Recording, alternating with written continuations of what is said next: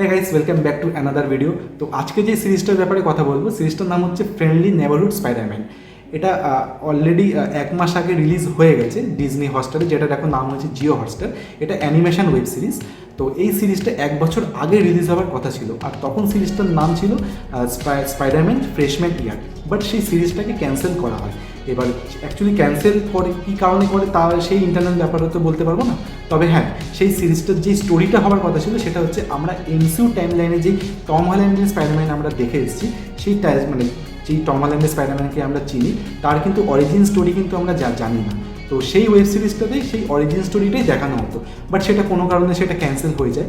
আর এখানে এখন যে মানে ফ্রেন্ডলি নেবারহুড স্পাইডারম্যান যে আমরা যে সিরিজটা যেটা এখন রিলিজ হয়েছে, সেটা কিন্তু পুরো একটা অল্টারনেটিভ একটা ইউনিভার্সে, এটার সাথে এমসিইউ টাইমলাইনের কিন্তু কোনো লিঙ্ক আপ নেই। আর এখানে বিশেষ করে সোনির কিন্তু কোনো মানে ক্যারেক্টার ডেভেলপমেন্ট বা স্টোরি ড্রিভেন এগুলোতে কোনো রকম সোনির মানে কোনো রকম সোনির এখানে ইনভলভ নেই। তো একদিক দিয়ে সেটা ভালো হয়েছে। তো আমি কেন ভালো বলছি সেটা অলরেডি যারা এমসিইউ দেখে তারা সেটা বলতে পারবে, মানে তারাও সেটা জানে। আর তবে আমি একটা মানে এখানে কোনো স্পয়েল কিছু করবো না, কারণ প্রত্যেকটা এপিসোডে একটা করে টুইস্ট আছে। টোটাল হচ্ছে 10টা এপিসোড, আর এক একটা এপিসোড হচ্ছে 25 থেকে 30 মিনিটের মধ্যে।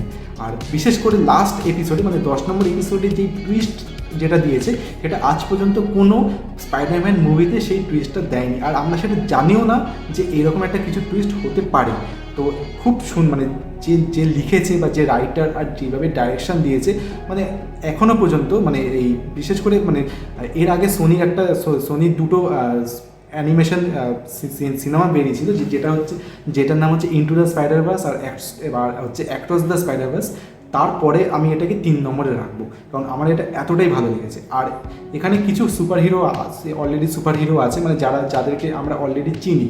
আর এখানে ভিলেন বলতে ডক্টর অক্টোভিয়াস তো আছেই, আর সাথে লিজার্ডও আছে। আর আমরা যে মেন যে ডায়লগ আমরা যেটা মানে আমরা যে ডায়লগটা যেটা শুনে এসেছি, যেটা পিটার পার্কারের মানে দাদু মানে হচ্ছে বেন, মানে পিটার পার্কারের আঙ্কেল, মানে বেন পার্কার যেটা পিটার পার্কারকে যেটা সবসময় গল্প মানে যেটা অল টাইম যেটা বলে থাকে যে great power comes great responsibility. But এখানে একটু কিছু চেঞ্জ করেছে, আর কী চেঞ্জ করেছে সেটা আমি বলবো না। আর এটা কার মুখ থেকে সেটা শোনা গেছে সেটাও আমি বলবো না, সেটা তোমরা ওয়েব সিরিজটা দেখো। কারণ যেটা বললাম, প্রত্যেকটা এপিসোডে একটা করে টুইস্ট আছে। তো আমার খুবই ভালো লেগেছে। আমি তোমাদেরকে স্ট্রংলি রিকমেন্ড করবো, মানে বিশেষ করে তোমরা যারা মানে সুপারহিরো ফ্যান, আর বিশেষ করে যারা স্পাইডারম্যান ফ্যান, তাদের তো এটা খুবই ভালো লাগবে।